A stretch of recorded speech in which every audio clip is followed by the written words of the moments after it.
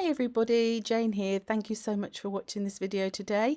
Welcome one and all. And today I am going to be working in the Dina Wakley watercolour journal. And I thought I'd go for something a bit wintry today. So I wanted to start off with some collage. So I've got the Maremi Small Arts, what's it called? Whispers Between the Music Notes. I just grabbed a page. I wanted some pinks and blues and purples, as well as some browns and whites in this background. So I just went for a page that sort of went with those colours. And I'm just ripping up so that I get some really uneven pieces to go into my background. And I'm going to be using the Liquitex Professional Matte Medium. This is one of my favourite mediums to use. I do end up putting some paper behind my pages because I suddenly realised, ooh, this could get a bit messy. I do get very messy when I do this, and I end up with lots of this glue over me, but I don't mind because, you know, it's part of the process. I do like to make sure that I really adhere my collage papers very well. Now, this paper is sort of a copier paper type weight, so it's a little bit thicker than some of your more traditional collage papers, so I do make sure that I really stick down well. So I put my medium on the page, I put it on the back of the paper, and then I seal the paper in as well, because I really don't want it to be moving around or coming loose. And I'm putting some across the middle because I want to coordinate both the pages together. So I'm just tearing the bits up, just going where I feel. There was no plan as such in terms of the composition of this page at all. I had an idea that I wanted to start off with collage. I knew that I wanted there to be some sort of snowy theme. At this point I wasn't sure how I was going to achieve that, but that sort of came together. And I wanted there to be some cutesy characters. And again, I wasn't quite sure how that was going to come together yet. So I'm making sure that's all thoroughly stuck. Now, I wanted something a little bit different. So this is the Tim Holtz Ideaology collage paper, and this particular one is called Typeset. Now, this is quite an older version where that was on the roll. You get so much. You get so much, but it repeats. The section I tore off is really sort of like the main section of interest you get, then that repeats continuously on the roll, so you don't get a massive sort of variation in what you're getting, but you do get a lot of it. I'm just trying to see if you can see. Oh yeah, 5.49 meters, 6 yards. That is a lot of tissue, so it's going to last a long time.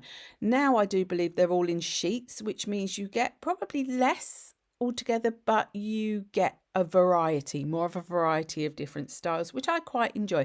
But this one I don't mind because it's the typeset and it's the letters and the numbers, and it's, you know, you're not going to be using tons and tons in one project generally, so you know it doesn't matter that it's repeating. So this has a white background, so because I'm going onto the white paper and also the other collage paper, it's really a nice one for layering on top of the others. So you can see where I put the initial numbers, I put it on top of partially the other collage paper, but you can still see through it. So it gives that like a clear base. And I'm just applying it in exactly the same way as the other collage paper. What I also decided to do, you'll see here that I am going down the center of my pages. Now, I do that because I knew that I would probably be using some kind of watery type medium at some point. And these stitched books, you can get seepage go through if you add a lot of water, a lot of colour. And I am one of those people who tend to saturate things. So I like to sort of seal that centre section in some way if I can, and often if I can do it as a part of the design, then that's even better. Sometimes I will just add like a masking tape type format down the middle, medium tool tape. I'm not quite sure what to call it, but on this occasion I use the tissue. Now I decided that I did need to prime this page, and this is the Daniel Smith watercolor ground, transparent watercolor ground. This then gives my page a unifying base to use with watercolors over the top. Now, sometimes I use gesso, clear gesso, but because I knew I was going to be using watercolors specifically, I use the watercolor ground. And I have the clear one because I like to be able to, if you want to be able to see what you've already put down, then obviously you would need clear rather than a white one. You can get white as well. Now, I wanted to add some snow, but I wasn't prepared to wait for texture base to dry, and this is basically why I decided to use the embossing powder. The other reason I decided to use embossing powder was because I thought, oh, this will make a good resist to any watercolour. So this powder I've got here is a mixture. I have a tendency, when my embossing powders are getting a bit low, if they're ones that maybe I'm sort of not that, not keen on, but I'm not using that much, I mix embossing powders up. It's probably not ideal. If you want to keep your embossing powders separately, obviously do. So this one is actually a mixture between the Ranger Superfine White, and then I mixed in some Stampin'Up White. Now the Stampin'Up White had a slightly more cream tone to it, so that's what you can see in this. It's not white, it's got more of a warmer, creamer white. The embossing ink that I'm using is the Wow Mixed Media Embossing Brush, which was inspired by Seth Apter. I've had it quite a while. There's not an awful lot left in it. So the embossing ink in it is the same as what you would find in a normal embossing ink pad or in a re-inker, but it was put into a bottle with a brush that you could do more techniques, and that's how I chose to apply it, because if I'd have done it with my ink pad, I would have got very harsh lines and corners, and I wanted it to be much more snowdrifty looking. And then I'm using my heat tool to heat the powder. Now, the embossing ink was quite thick in places, and that did give me a little bit of a problem at some points, that if I would have rubbed over the powder too hard, and you will see I do this later, it could lift it, because of the way it works when you've got really thick embossing ink underneath that embossing powder. Now I had that embossing powder on there, that was going to be a really fun resist texture on my page, which I really enjoyed. So I'm going in with my core Watercolours by Golden for no other reason than that they are on my desk at all times. And I have to say, this has been the biggest thing to me using these now, is because they are there and I can just reach for them straight away. So I'm going in with, I think it was the Cobalt, Teal, a bit of Indigo. I go in a moment with a bit of Quinacridone, Magenta, and a little bit of Dioxazine Violet or Quinacridone Purple. I'm not sure which one it is. As always, I will list what I have used in the description box below so that you can see what it is. But as always, I would say use what you have. So, I was using these watercolours not because for any specific reason, then that they were on the desk and they had colours I like. But all my watercolours will have colours I like. So find the ones that you like and the sorts of watercolours that you enjoy using. You don't need anything super expensive to do techniques like this in a art journal, because I'm going over so many different things on this page that you're not really seeing the beauty of the watercolours. They are there actually to add colour. What I did notice when I was watching this back up, which I didn't notice in real life so much, is that at this point the colours looked quite vibrant. Not vibrant, but you could see them really well. But once they had dried, they did dry down quite a lot, and they muted down, and that is, as you can see here, and that is something to always be aware of. So now I've got the Winter Stories book from Maremi, and I decided that for a change I was going to get some of the little characters. So the books have a lot of different sizes of characters, so I cut out roughly a few of the little characters, and then I matted them onto some thin card. Then once that dried, cut them out so that they had a little bit more substance to them, because I knew there's quite a bit going on these pages. And I wanted to stick them down with my Cosmic Shimmer, which is a much stronger glue than using a matte medium.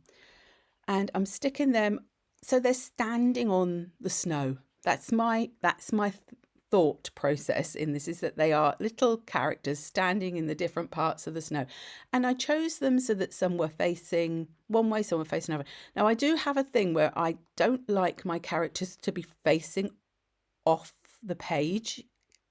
I don't know if I'm explaining that right. So now my little one in the right hand bottom corner was facing into the most of the page. It's just a thing I'd have to do. I have to have them so that they're not standing on the edge facing off the page. I sort of want them to be looking into my pages. So once I had stuck them down, and I'd chosen a sentiment from Lemon Creation as well, from some of the Christmassy wintry collections, I did want a little bit of more colour and shadow behind them, because the colours that I had used had really faded down into that background. So I wanted to add a little bit more behind them, also so that the characters would stand out a little bit more as well. So I'm going in with, probably this has to be my most used Inktense pencil, and it is the Deep Indigo. I love this one because you get like a shadow, but it's not as intense as a black. It gives you a really nice shadow and nice interest against your behind your characters, or behind your focal points. So I'm using a little bit, and I'm using it off of the tip of the pencil, not wetting the pencil too much, because I don't want to get water go down into that wood. And as you will see, you still, by using this, I also got much more of that whiteness of the embossing powder standing out, so that it really, you could see them standing on my little snowdrifts there. So I think, oh no, I know I do a little bit more after this. I thought that was the end, but it wasn't the end. So I'm just going around each one and blending them out as needed.